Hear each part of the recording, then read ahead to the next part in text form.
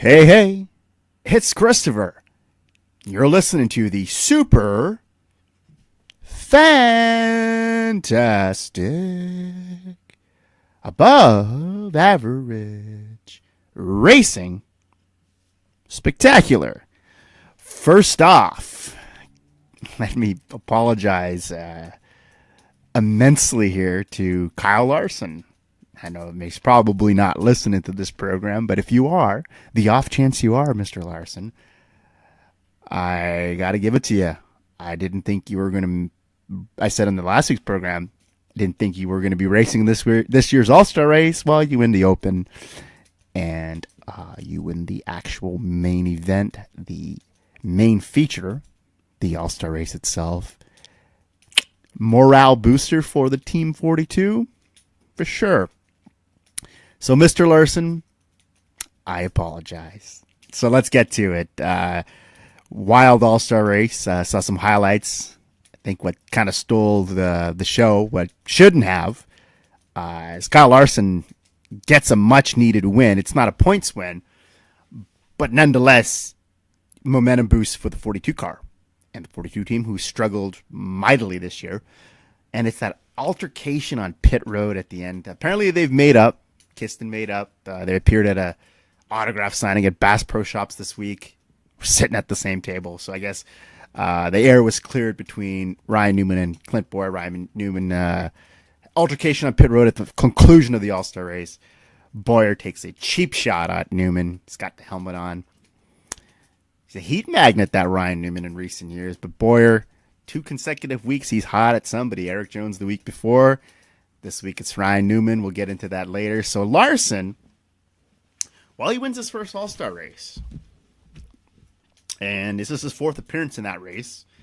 He got himself a win. He had previously, this is his stats here, so 2 top 5s, 3 top 10s, and a pole. Runner-up in 2017 in this race, and this is the first All-Star win for Ganassi since Jamie McMurray in 2014. And ironically enough, too, Jamie McMurray was also winless and struggling mightily in 2014. Gets himself the win, the non-points win. Second win for the organization. He ties JGR, Stewart Haas, Robert Yates, and Junior Johnson. And that is the 18th win for Chevrolet in the All-Star race. And I didn't really watch this event. I saw the highlights again.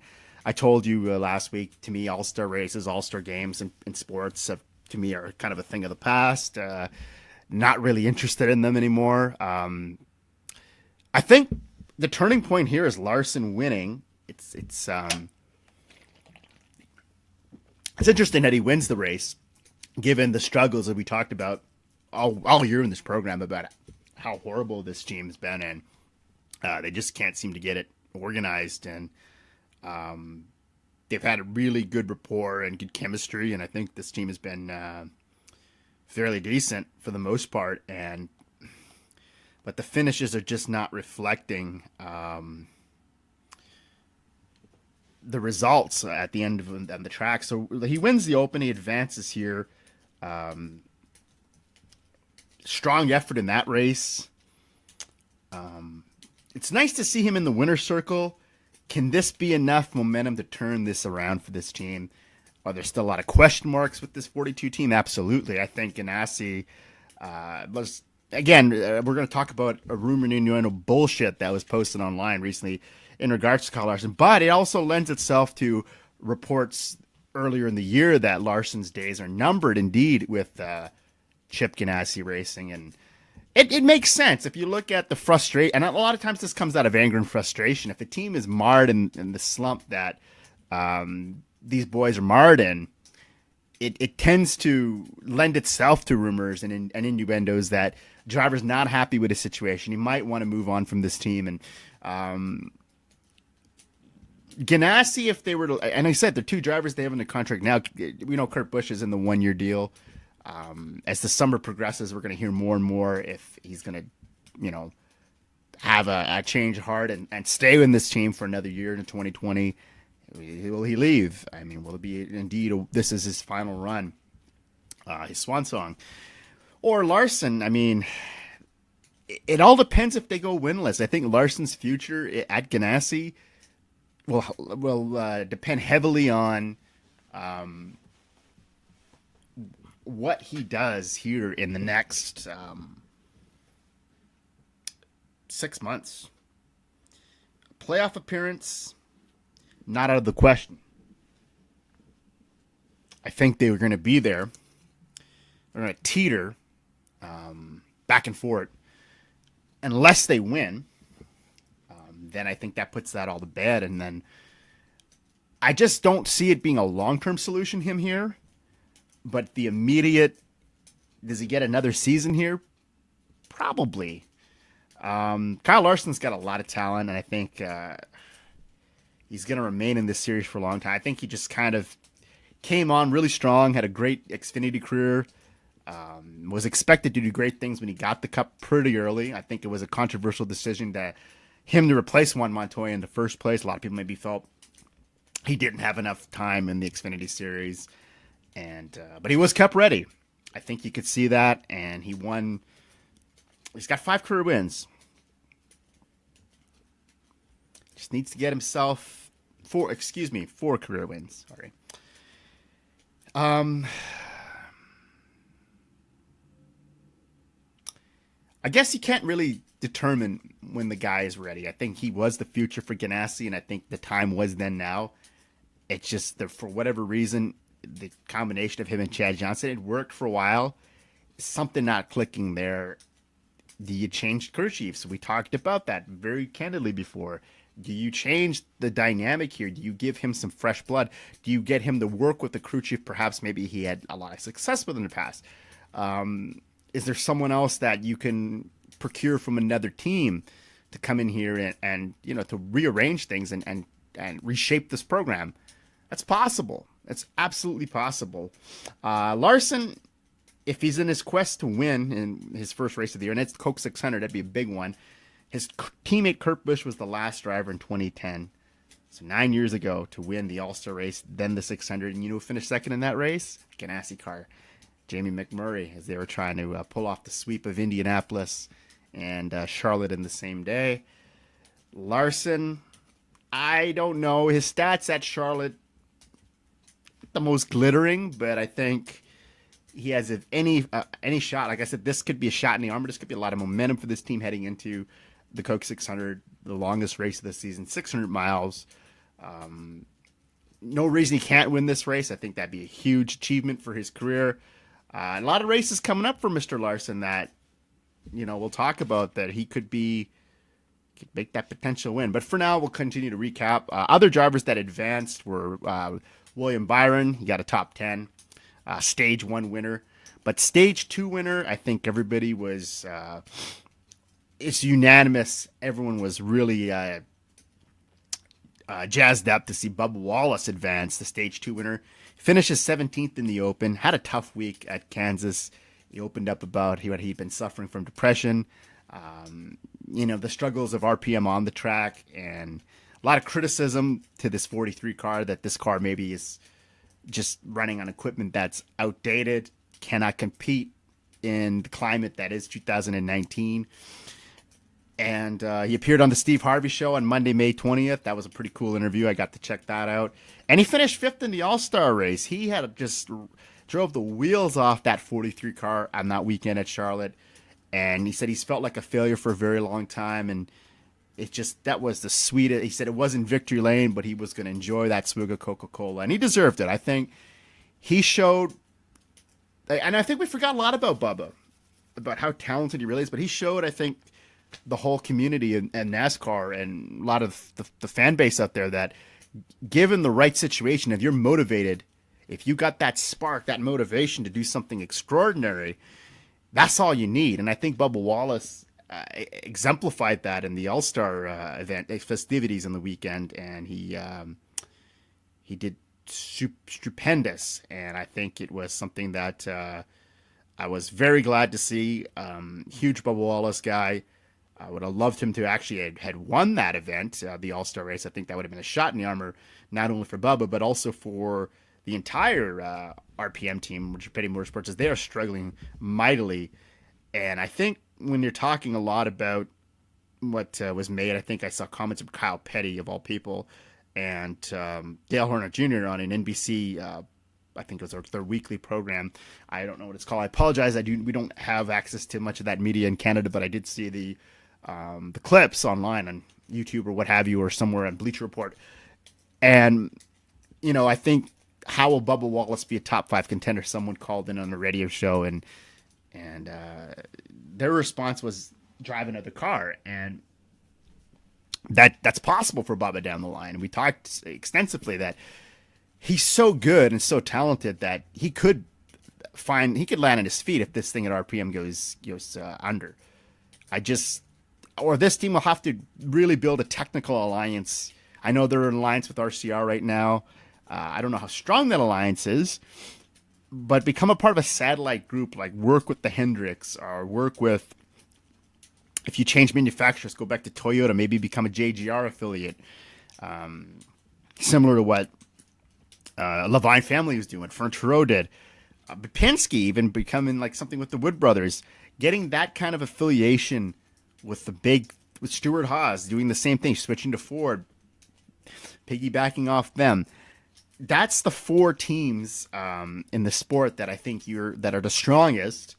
And if Bubba Wallace can align, and he's got a history with Joe JGR, as he's raced there in trucks and with Kyle Busch Motorsports, and had some Xfinity races for JGR early in his career. And I think the alliance with Penske or even Stewart Haas Racing would be exceptional, and get this guy's career trending in the right direction, because I think he's got a lot of personality. You see that in his social media feeds. You saw it on the Steve Harvey show. Marketable guy, is represented the 43 very well, considering the circumstances, knowing that this team is maybe a little past its prime, a little outdated. A phenomenal run for him, and it's great to see some of the good guys finally get a taste of some of the limelight and enjoy the success that they well deserved for Bubba Wallace. And I think that was one of the greatest feel good stories of the weekend for the All-Star race. Alex Bowman, another feel good story, 30 consecutive runner-up finishes. We all know about that. Gets the fan vote, gets him in. He's third in the Open, gets that vote. Momentum is clearly on his side.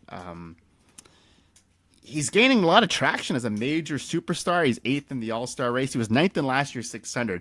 I don't know if that streak's going to continue runner-up. I think that the 600 is an extremely long event. And it's not to diminish anything Alex Bowman's been doing as of late. Alex Bowman has been, if anything, most reliable driver on the Hendrick camp with Chase Elliott. I know he's going to win soon. I just don't know if it's going to be the 600, the fan vote. It's nice to see Bowman getting his due. Same thing like a Bubba Wallace. Here's a guy that Bowman was racing for Tommy Baldwin Racing, BK Racing. Gets that tremendous opportunity with Hendrick to sub for Dale Jr. We're not going to talk so much about that. We know the story behind it. Use that as a platform. And I think they saw a lot in this individual where, again, it was a questionable driver choice. Was Alex Bowman the right fit for the 88 car? There was a lot of good free agents out there. And Hendrick has put a lot of confidence, a lot of stake in Bowman. And I think it's paying off finally. And working with Greg Ives, they're starting to build that chemistry. And I think once you build that chemistry with your crew chief and driver, they could accomplish some really good things here. And I think this team is going to go on to do exceptional things. And I think it won't be long before you see the 88 team in the winner's circle at some capacity.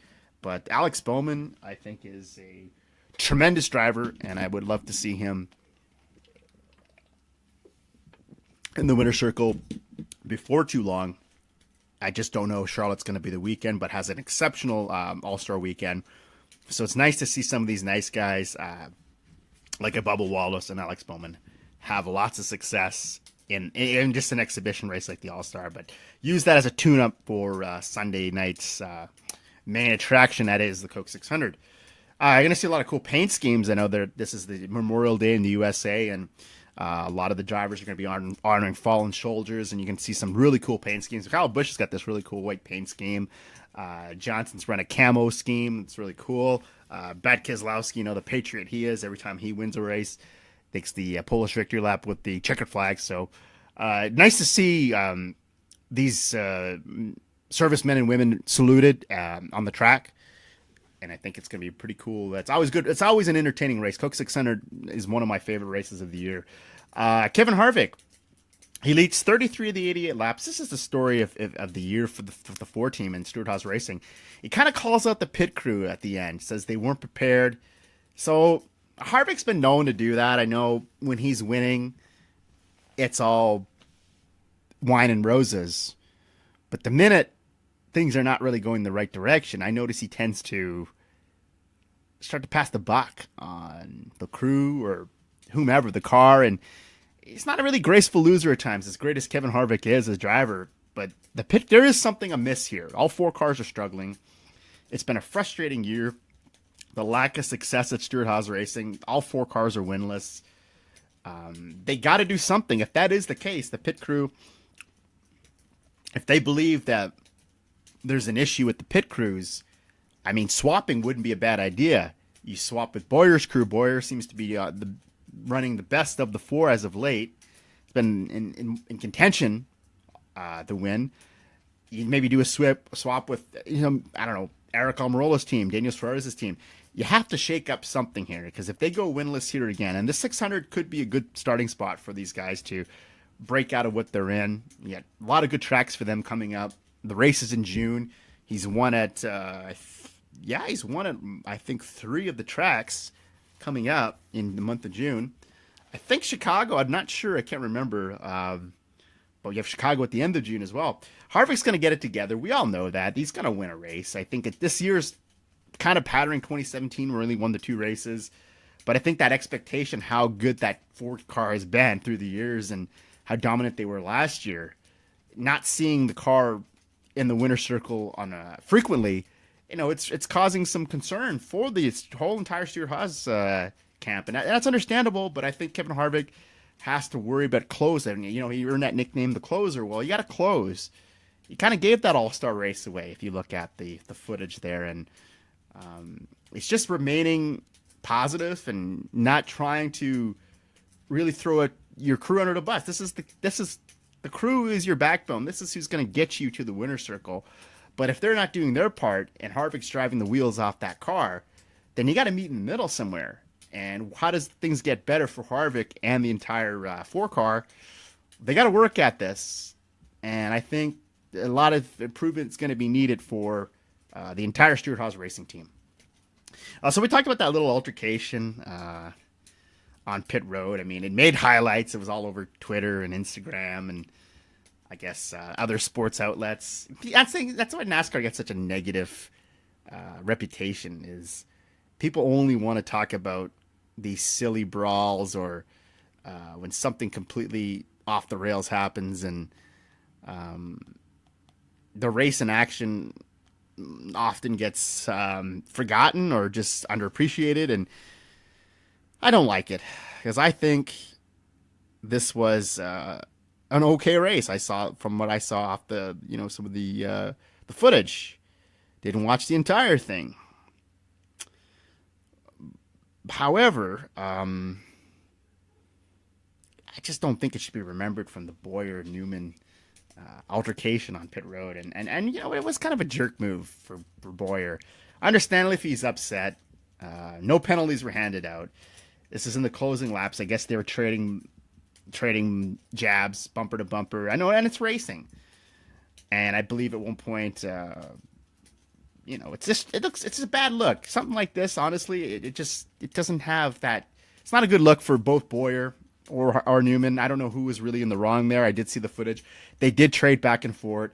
For Bowyer to come charging at Newman while he's still in the car with the helmet out and to throw punches, it's kind of in poor taste for Clint Bowyer. And I think Newman, he's been kind of the subject of nuclear heat in the past as well. And I think these two drivers are just kind of maybe frustrated. It's been a while since they've both won. I know Newman's transitioning with Roush Fenway, and the season has not been that great for them. They've been improving, but there's still a lot of work to be done. And I think Bowyer seems to be on the cusp of breaking through and winning a race. And I think maybe that's just the frustrations mounting from that. The whole Stewart Haas team, as we documented here, stuck in somewhat of a funk. They got to get out of that, but just it wasn't a good look for Clint. And I think that could have been handled a lot better. cooler heads should have prevailed there. And I think once you dissect the race and you look at the footage, it's clearly an overreaction, but it was good for the media. I don't know. If you like that kind of bullshit, then this was for you. I don't really prefer it. So we're going to move on from that. So Rumor and Innuendo came out. A guy on Instagram posted, and I kind of post NASCAR news, and sometimes it feels, I look at that and I'm like, is this a legitimate source? And no, it's not. I think it's complete rumor and innuendo. It's bullshit. It turned out to be bullshit. He apologized a day later, saying TJ Majors had alluded to, who is an employee of Penske, alluded that, made the assumption that Kyle Larson would be leaving Ganassi for a single car team affiliated with a multi-car team that's in the Ford camp. And there was a icon of the number 21 car next to the picture that was posted of Larson. And it turns out he would go back a day later and say this was complete bullshit, and that he had no evidence to support these claims. It's something that he heard, and he apologized that he would not post false information to this account. And it's nothing, you hear stuff. When Jayski was around, there used to be a lot of false rumor and innuendo that used to come out, and you believe it there for a split second until it becomes official. But again, we talked about a couple weeks ago with the potential of him going to Hendrick at some point. So there is a lot of buzz, I said, based on the fact that the team has struggled this season. The Ganassi camp, that Kyle Larson has had a difficult season. Of course, it's going to spawn rumor and innuendo that he's not happy in the car and that he might be looking at other resources. And then, like I said, you're here to win. It's a highly competitive sport. I'm not at all shocked if he were to make that effort to look elsewhere. But it wouldn't really make sense to go to the Wood Brothers in the 21 car. It'd be great for the Wood Brothers. Keeps them relevant. And you know what Ryan Blaney did when he raced for them as part of that satellite team with Penske a few years ago? Found the winner's circle, made the playoffs, gave some relevancy to the Wood Brothers, who was sort of like Richard Petty, is the ground roots of NASCAR. And it's great to still see them in the sport all these years later. But is it really... what version of the Wood Brothers are we seeing, or what version of RPM? And I think now they have Paul Menard driving the car the last 2 seasons, brings over some sponsorship help from Menard's hardware stores, which is a family business for the Menards. I can't see Penske cutting that loose so soon, and then you're losing the Menard sponsorship, which also sponsors some of their Indy cars. Makes no sense to me. And that's when I saw it, I sort of said, this doesn't really add up. I mean, it's not unlikely. Anything can happen, as we know in the sport, and there's driver changes. It seems like multiple driver changes every season, and Larson would be a great addition to the Wood Brothers, and working with the Penske crew. That's a formidable combination. But what wouldn't make me think that maybe Ryan Blaney, if for some reason couldn't get hit, pulled the socks up and get on the same, we talk about that he's trailing a bit behind Logano and Keselowski the last couple of years, although he has won races and made the playoffs. Would it be time for Penske to make a driver change and swap out Ryan Blaney for Kyle Larson? That just doesn't seem likely as either. That I think they're really high on Kyle Larson. I mean, they're really high, as much as they'd love to have Kyle Larson as part of the fold. I think the Penske crew is still rather high on Mr. Blaney. I think you haven't really seen all Ryan Blaney can do yet. And then again, they have that sponsorship from Menards, which is playing an integral part. And like I said, it is tough to sponsor these cars. It's an expensive endeavor. And the Penske crew has not really had any issues with sponsors. They've got some great sponsors. Miller Lite has sponsored that 2 car for years. They know it's more heavy on the discount tire sponsorship side now. You see very few the Blue Deuce. You're not really seeing that Miller Lite car as much. Shell Pennzoil has backed the 22 for a number of years. And then you've got Menards, who has put out the effort for the 12 car. And then you have some other like Dex Imaging, Body Armor. So they're not hurting for sponsors at all. I believe Auto Trader was a big part of that team for a while. So they've got attractive sponsors. But to remove Menards from the equation so soon, and it's helping Paul Menard. It's a satellite team. It's getting Paul to still remain in the Cup Series, and it's also satisfying the need to have the resources so the Wood brothers can work with Team Penske. And the goal is to have a successful operation. It just doesn't seem right. So here was the it's the Monster Cup News is the source. And here's what he said. He said, "I explained. This is from this person's Instagram feed. I explained a little on the live stream, but I feel I should make a post about it. Yesterday, I posted a rumor that the future of Kyle Larson could be as spoken by T.J. Majors and Freddie Kraft on the show. Door bumper clear. Majors and Kraft suggested what Kraft called a legit rumor, or where they believe Larson could end up." After Chip Ganassi Racing, the post was meant to be posted as a rumor for discussion, and I do apologize for any misunderstanding. I would never post any rumor without the background to it. I spoke to TJ on the issue, who said he never confirmed the news, which is 100% true, and the wrong words were said. Again, I apologize for any misunderstanding in the post, and I'd like to thank everyone for the continued support. Feel free to ask a question or comment. And there's some of the comments here. People over-exaggerate. You have a great page. Love your content, dude. From C_Henry83. Yeah, it's rumor and endo bullshit. Someone says here, J-Ski has been doing this for years. Someone says, quit spewing bullshit. Again, go easy on the guy. I mean, given the fact and where Ganassi is this year, it would make sense that they are thinking of leaving. This is two straight, over the span of 2 seasons, that there's been no wins in this organization, even with the one car. Larson's on going into this weekend at the Coke 600, is on a 58 winless drought. 58 races. His last win was in Richmond of September of 2017. And this is a lot of momentum. This would be a great place to break that streak in grand fashion at the Coke 600, longest race of the year at Charlotte. But the upcoming races for him, he's looking at his Charlotte stats. He's got 10 races here, no wins, 1 top 5, 4 top 10s. His best finish was 5th in the fall of 2016. You got Pocono coming up next week, where he's got 10 starts, no wins, 2 top 5s, 5 top 10s, and his best finish was a runner-up in June of 2018. And then at Michigan, this is one to watch for. 3 consecutive wins from August 2016, and he swept both in 17. So his record at Michigan in 10 career starts is 3 wins, 4 top 5s, 5 top 10s. So he's in the top 10 50% of the time, 40%, and the top 5.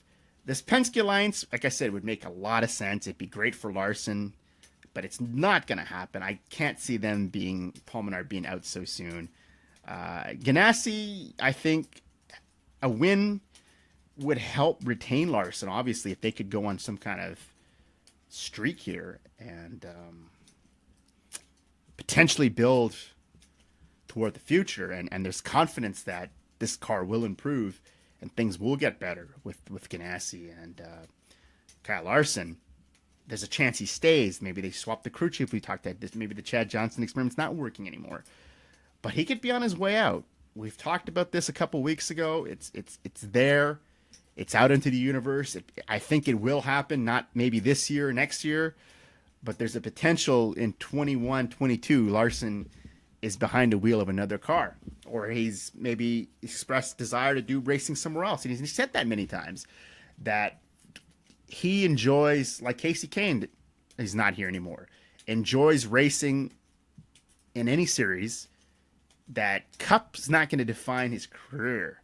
He could take a shot at Indy. I heard that there's plans that he would love to do the Indy 500 one day. Kyle Busch has also expressed that he would like to do the double someday. So there's an interest in IndyCar racing even for Kyle Larson. We'll just have to wait and see, but I think the 42 is in the critical stage this season. I think the next 6 to 8 weeks is going to define this team and how far they go this year, and if they're going to take a run at the championship. Remember, this is a team that was predicted 2 years ago in Athlon Racing. You know, you don't take a publication that comes up in the preseason at face value, but they were generating that kind of attention that this was a championship caliber team, and you're still winless and you're falling flat on your face. It's going to raise some eyebrows and lead people to wonder what's next for Kyle Larson. So we'll go to the Coke 600. A little fact sheet here. Under the lights, Memorial Day weekend. Toyota has won 3 of the last 4 races at the 600. 2 of those were by JGR. Austin Dillon did the pit strategy gamble in 2017. Fuel mileage defeated a string of JGR cars that night. Kevin Harvick, the former Coke 600 winner in 2011 and 13, both with RCR. He is winless in 2019. Would this be fitting? He gets his first win of the year for Stewart Haas Racing. He was 40th in last year's Coke 600, so a little bit of redemption. Maybe Harvick's got one more 600 in him. Feels maybe some hurt feelings from that All-Star event last weekend. Uses that as extra motivation. Gets the job done on Sunday night. Wouldn't be at all shocked. Denny Hamlin's another driver to keep your eye on. 5 top 5 finishes in the last 6 races. Charlotte, his best finish was second at both races in 2012. And he's in search of his 3rd win of 2019. He wants to put himself in that conversation. And 2 top 5s since Richmond. And as 3 races ago was his last top 5 at Richmond. Definitely in need of a top 5 here, I think. And Hamlin has this is significance for him when it comes to the crown. We talk about the crown jewel a lot. Only 4 drivers have won what is considered a crown jewel race in the modern era. They all, the Coke 600, Indy, the Southern 500, and the Daytona 500. In this race here is Jeff Gordon, Dale Earnhardt, Jimmy Johnson, and Kevin Harvick. No surprise, 2 Hall of Famers and 2 potential sure to be Hall of Famers when it's their time, Johnson and Kevin Harvick. Hamlin, if he can win the 600, cross that off the list. He's got the Southern, he's got the Daytona. He'd be just missing Indianapolis. So to put yourself in that kind of category, these are all championship drivers. And Kyle Busch, his teammate, just is missing the 500 to do that. You look at the names, those are all champions. Hamlin's missing that championship, but Hamlin continues to build that legacy. And we start to talk about, as a lot of the active drivers are moving on in their career and no longer are relevant, or not to say that they're not relevant, but getting to that point where they're reaching legendary status, or they might not be around much longer. But Jimmy Johnson has said that he plans to retire maybe in the next 5 years. Hamlin, I think, if he wins the crown, we're talking about Hall of Fame wise here for him. Getting a little off topic here, but I think it's worth mentioning that he's so close to this feat. If he can win Charlotte and Indy, but I think he still would need to add that championship to say at the end that Denny Hamlin would be a Hall of Fame driver. I certainly would help his case, I think. So he's got those wins, like we said. Just needs that Coke win. That would be paramount for this team. And last year's winner and runner-up in 2017, Kyle Busch, in search of his 4th win of 2019. His streak came to an end at Kansas. Kind of didn't look right in the All-Star race in that really slick hazelnut spread M&M car. That's one thing about the M&M team, the 18 car. Not only are they dominant, they kick ass on the track, and they have some really, really sweet paint schemes, pun intended there. And that hazelnut spread car was a thing of beauty. Kyle Busch, a win here at Coke. Doesn't really matter for him, but it just looks good. 4 wins. He's got to put the pressure on another guy in search of his 4th win of the year. He was 4th in last year's 600. 1 win at Charlotte in the fall of 2013 is Keselowski. We talked about that crown jewel. I saw the posts on Instagram about the crown jewel. It seems to be relevant at this time. Last year, Keselowski wins the Brickyard in Darlington in the same year. He needs this race, the 600, and a Daytona 500 to get himself in that same category as those 4 legends, Gordon, Earnhardt, Johnson, and Harvick. So there's few drivers out there actively who are racking up the wins that are in that crown jewel conversation. And Kurt Busch, let's not forget about him. Same thing, Hall of Famer, I think. He's got the 500. the 600. He's missing Indy, and he's missing the Southern 500. 2 races that he could win by the end of his career. So some really important things to watch there for the crown jewel and these drivers as they try to cement their legacy in NASCAR history books. Martin Truex Jr. has got 2 Charlotte wins, 2016. He dominated this race in 16, just blistered. That was maybe the most uncompetitive Coca Cola 600 in recent memory. Wins the fall race in 2017. 6 top 5s in the last 7 Charlotte races. In search of win number 3 also in 2019. We put some heat there fresh on the heels of Mr. Keselowski and Kyle Busch. It would be fun to see that. Like I said, it's nice to see these drivers. Like last year, you had your big 3. It's nice to see diversity and a lot of different drivers. Although Penske and Gibbs are trading wins back and forth, but to see another driver make their way in there is also be really cool to see. So also coming up, sort of the preliminary race. I wouldn't quite call it a preliminary race. It's just equally as important and paramount to the racing community. We have 3 good races that day: Monaco and in Europe and F1, but the Indy 500. So Simon Pagenaud, Penske racer, is on the pole. The 2016 champion, 3-time Indy GP winner. That's the race before the 500, the week before. And can he win the 500? Can he complete the Indianapolis sweep? Penske won last year. Will Power, 17 wins for Penske in the 500 and 2 since 2015. They're looking very good. Juan Montoya had one for them as well. And you have Will Power. Can they do it this year? Ed Carpenter is on your outside pole, one of the underdog stories. Longtime Indy veteran. He was on the outside pole last year. 2nd place in the overall race a year ago. He's on the outside pole here. Was the pole sitter in last year's event. It'd be a really big upset if Ed Carpenter can win it. He's a super popular over guy. Great personality. A lot of respect for Ed Carpenter. I just think it's not unlikely he wins, but it's still a pretty cool story. I mean, you have Takuma Sato a couple of years ago. A lot of people didn't think he could win it. Alexander Rossi. So we've seen some upsets at Indianapolis. I think Ed Carpenter would qualify as an upset, given the fact that he has been around a very long time. He's a veteran of the sport, but would still be considered an upset because you know how strong the Penske cars are on the Indy side. And Will Power will start P16 on Sunday. In search of back-to-back victories at Indy. The last time someone won at Indy was his teammate, Helio Castroneves, in 2001 and 2002 was the last time a driver went back-to-back in the Indy 500. Will Power will be in search of that on Sunday afternoon. Kind of an unpopular win last year, but also at the same respect, career building for him, the Indy champion. Will Power, whether you like him or not, I'm not a particularly huge fan of him, I'll admit. Has done some extraordinary things in the IndyCar series in the past decade, and it's really cool. And Helio Castroneves is going to be P12th on Sunday.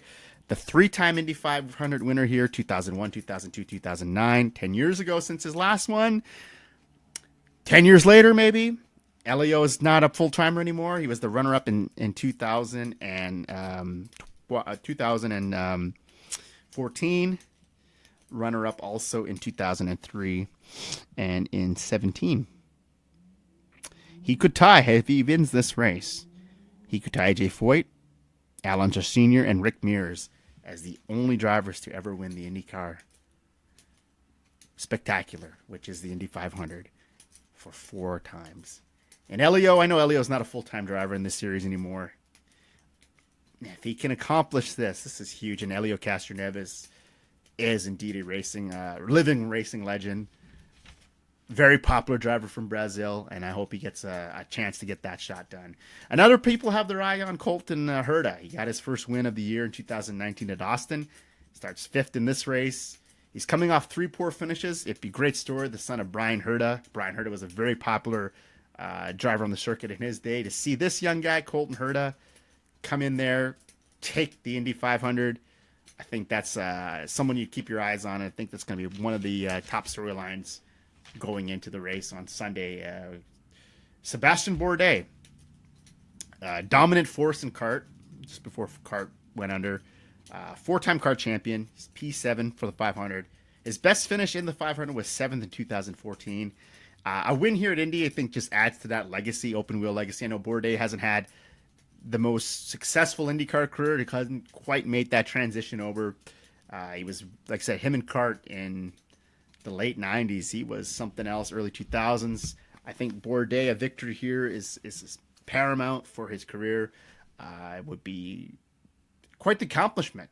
And he's done a lot, and I think that's another driver we got to keep our eyes on. Not a lot going on there with him lately, but I think Sebastian Bourdais is still a worthy competitor on the racetrack anytime he's out there. Joseph Newgarden, 2017 champion. Same thing, building that legacy with Penske. He's now won. He won at St. Petersburg in the opener. He's the points leader going into this one. He's going to start 8th. He was 3rd in 2006, and this was Fred Carpenter Racing. This kind of got Joseph Newgarden noticed. And I thought for a time he was going to win this thing in 16. Joseph Newgarden, now a powerhouse at Penske here. He's got top 10s in the last 11 starts here. 11 career wins. Excuse me, he's top 10 now in the all-time wins list. 11 career wins. He's one behind Simon Pagenaud, teammate at Penske. So Newgarden and Pagenaud, I think, have become overnight sensations. Sort of were not really on anyone's radar. I've done an excellent job. Team Penske is stronger than ever, not only in NASCAR, but in IndyCar Series. And Joseph Newgarden, the Tennessee native, is another driver to keep your eyes on. Had that great run, I think, in 2016 with Ed Carpenter. He's got the Penske power on his side. We'll see what happens on Sunday. And also some old favorites here. You can't forget about Marco Andretti. I know much is made about the Andretti curse at Indy. This is going to be his 14th career Indy start on Sunday. His best finish was 2nd in 2006, 3rd in 14. That was his last podium finish, and his 4th in his career. I know we talk a lot about this. Starts 10th on Sunday. We talk a lot about this Andretti curse, but Marco, I think, if Indy owes anybody one, it owes Marco. I think Marco is going to be a factor. It's really on some tough luck. He hasn't quite had the career a lot of people thought he would in IndyCar, but I think he's still a driver that can't be underestimated, and Marco Andretti could still be one of the top candidates to be wearing that wreath, drinking that milk around 4 p.m. on Sunday afternoon. Scott Dixon, the greatest of all time in IndyCar Series, bar none. I don't care what anyone says. Without question, no one holds a candle to Dixon here. The 5-time series champion, was 3rd last year. Starts deep in the field this year at 18th. He's only got the one IndyCar win, and that was in 2008. So I'm a bit shocked by that. As great as Scott Dixon was, teammate Dario Franchitti at the time with Target, Ganassi had a little more success with the 500. Dixon's still a worthy opponent. Again, adds to the legacy. The championships speak for themselves, but adding that other IndyCar win to your resume, it says a lot about Scott Dixon and the competitor that the Australian is. And I'm a huge mark for Scott Dixon. Look forward to seeing some good things out of him, even though he's starting deep in the field on Sunday. And Takuma Sato, talk about upset winners, unexpected winners. He's P14 for the Indy 500 on Sunday. He's got one win already at Birmingham this year, so that's pretty cool that he got the win in Alabama. And like I said, the 2017 Indy 500 winner won that with Andretti. Takuma Sato, in search of career number 2. And who could forget a long-awaited road to glory at Indy. 2013 winner Tony Kanaan, and what could be his final Indy 500 start. Starts 16th on Sunday. He's been winless since 2014. Be nice to see a guy like Tony Kanaan. Really nice fella. Made his mark in the late 90s, early 2000s. Championship driver. Be great to see him back in the winner's circle. We'll see what happens on Sunday for him. James Hinchcliffe, redemption at Indianapolis for the Canadian. Trying to be the first Canadian-born driver since Jacques Villeneuve in 95 to win the 500. He is 10th in the standings. Did not make the event last year. And this, the mayor of Hinchtown here, we'll see what he can do. Lots of redemption, obviously, from last year, missing the race. It made a lot of headlines, as much as Fernando Alonso did this year. And that's really been the story of Indy's. Fernando Alonso missing the Indy 500. The 2005-2006 F1 champion. Didn't have a great start last year at Indy. Disappointed. Kyle Kaiser, the rookie, bumps him out on the final day of qualifying. it just doesn't seem like Fernando Alonso's the Fernando Alonso of old.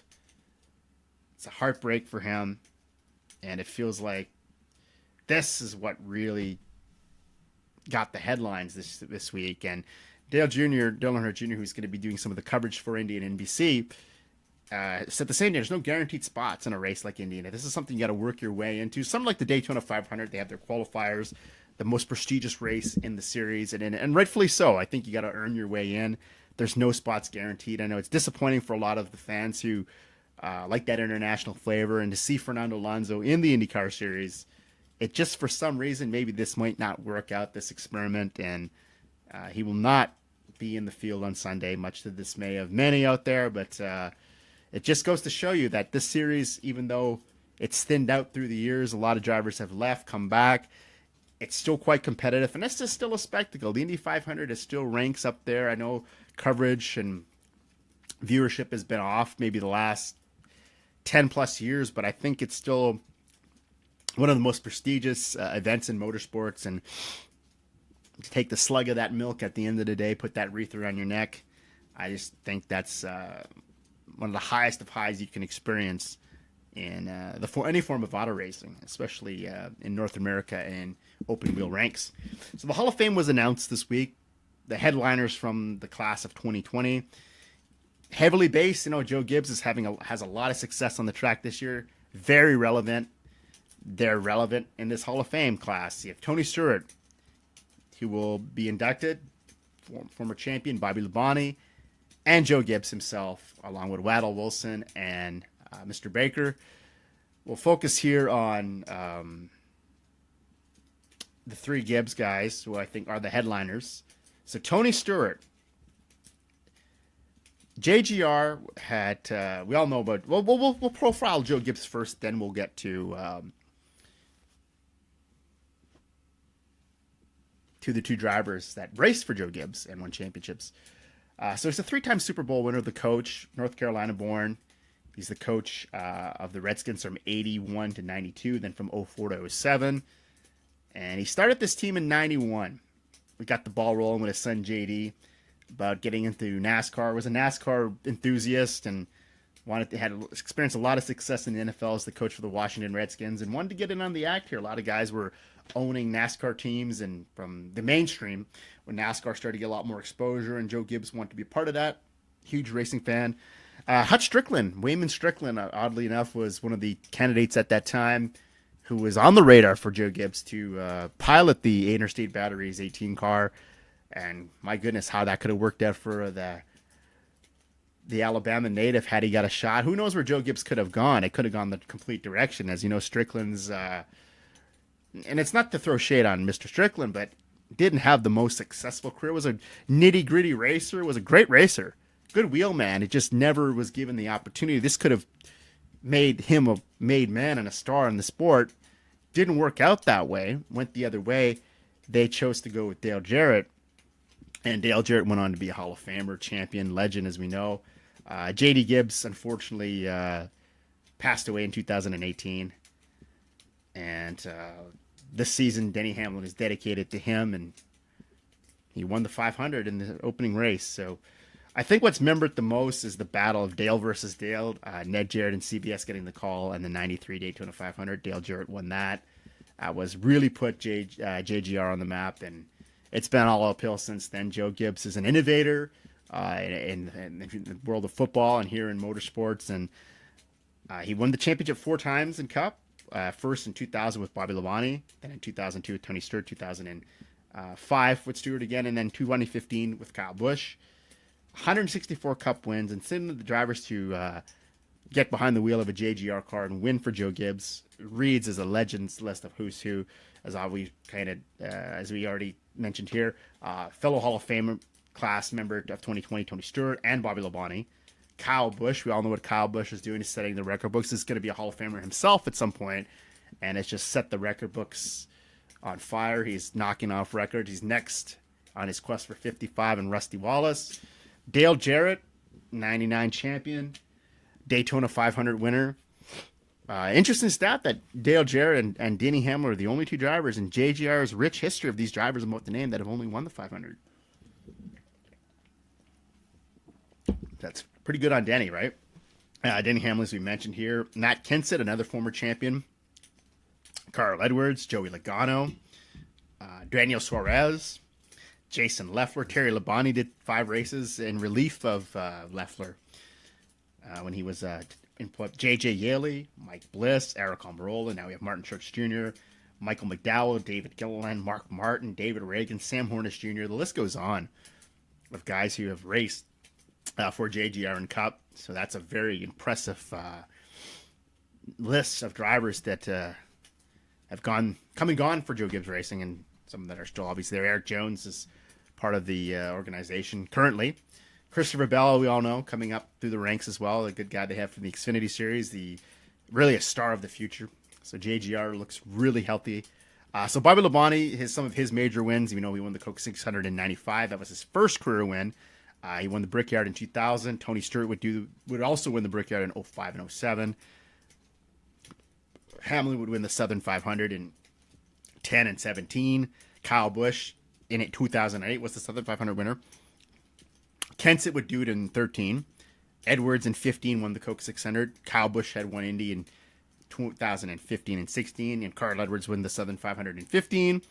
And Hamlin, his 2 Daytona 500 wins, 16 and 19. And then the Coke 600 last year from Kyle Busch. So big races. Joe Gibbs has experienced them all. Has multiple wins. He said 164, 158 in the Xfinity Series, and has brought home 2 championships to that organization. Kyle Busch in 09, and the upset champion in 16, Daniel Suarez. That led to him replacing Carl Edwards when he departed the number 19 car in 2017. So rich history there for Joe Gibbs. Good to see him get his due. He's going in the Hall of Fame. Really religious dude. They pray before and every race. Just a really salt of the earth guy, and it's great to see that Joe Gibbs Racing is getting honored heavily in the Hall of Fame class of 2020. And obviously Tony Stewart, just not only one of the make a case to be one of the greatest in NASCAR history, the greatest of all time, and in motorsports period. He's the '97 IndyCar champion. He's run the double at Indy 500 and the Coke 600 in the same day on 2 separate occasions, 1999 and 2001. He's the 2006 IROC champion, 49 Cup wins, his last coming at Sonoma in 2017. 2-time Brickyard 400 winner, the 2002, 2005, and 2011 Cup champion. Everyone will remember that 2011 run with...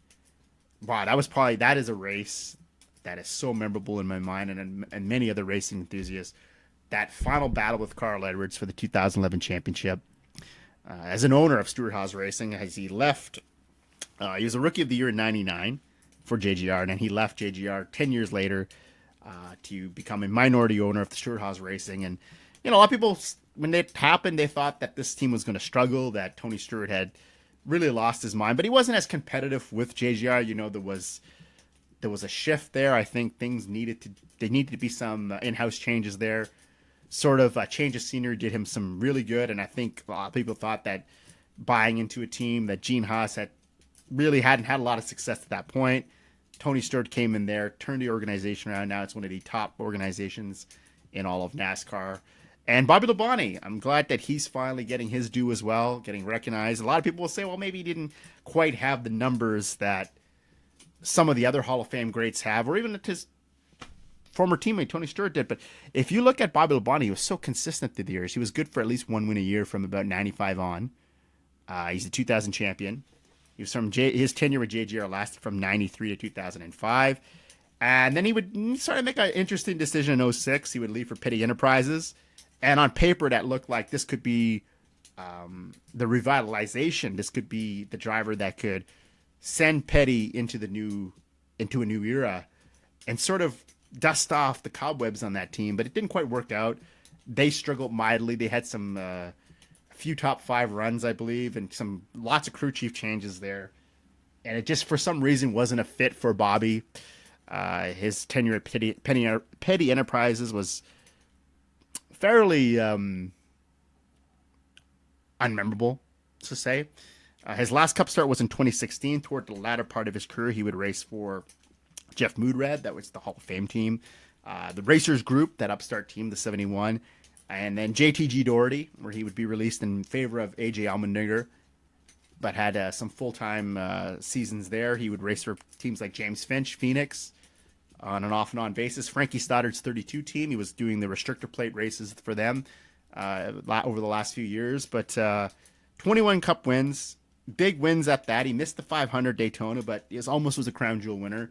He won the Coke 600, the Brickyard, and the Southern 500. So he was missing that to be a part of that lead group. So I think that holds a lot of weight for Bobby when you look at it. And he didn't quite have... His career is fairly similar to his brother Terry. I think they were not great drivers, but reliable. And he's missing that second championship. But if you look at a time when Earnhardt and Gordon and Martin were so dominant, Dale Jarrett, Bobby Labonte was right in the thick of that. And then they bring along Tony Stewart as an additional teammate at JGR. And I think that's where JGR really made the most progress, was in the late 90s and early 2000s when they added that car and became a multi-car operation, which they are now, and obviously one of the best teams in the business, as we all know. So much well-deserved congratulations. Well done for all the five inductees, but especially Joe Gibbs, Tony Stewart, and Bobby Labonte. That's the legacy right there, all in one, of Joe Gibbs Racing, all under one roof. These guys will be honored in January of 2020 at the Hall of Fame ceremony in Charlotte. Congratulations to all of the inductees that are slated to be inducted and enshrined in immortality in 2020. So I'm going to wave the checkered flag on this edition of the Super Fantastic Above Average Racing Spectacular. I hope you all have a super fantastic week and enjoy the racing action on Sunday, whether you're a fan of the race at Monaco at NF1, or you want to watch all three. Indianapolis, the Brickyard, and then stay up for the Coke 600 at night at Charlotte. It should be some really good action. Maybe we'll have a first-time winners. Coca Cola 600 has been known for first-time winners. And maybe we'll have an upset at Indy. We have seen a lot of upsets at Indy. Colton Herta, maybe. Who you got for the 600? Daniel Suarez, maybe? I don't know. Bubba Wallace. I remember there was a Coke 600 in 07. Remember, it turned out to fuel mileage. You had an unusual top five that featured Casey Mears, Kyle Petty, Reed Sorensen, Brian Vickers, J.J. Yaley. So maybe we'll see something like that. It's been a while. I think Austin Dillon did it in 17. So you just never know. Daniel Hemrick's been pretty fast there, too. So that'd be pretty cool to see him. He was pretty frustrated with Ryan Preece there in the Open. It could be a good story. Daniel Hemrick wins the 600. It's his first career win. So that is going to do it for me. That's Christopher. I do thank you very kindly for listening. And always be kind to one another. You just never know what people are going through. Always keep smiling. Let your smile change the world, but don't let the world change your smile. Keep that in mind. And it's been things are starting to come around for me. I'm feeling a lot better, and I think it's this podcast has been like therapy for me. I'm glad I can do it, and I just want to keep producing tremendous content so you keep coming back and you keep listening. And that is today's edition of the Super Fantastic Above Average Racing Spectacular. Thank you all, and I will see you.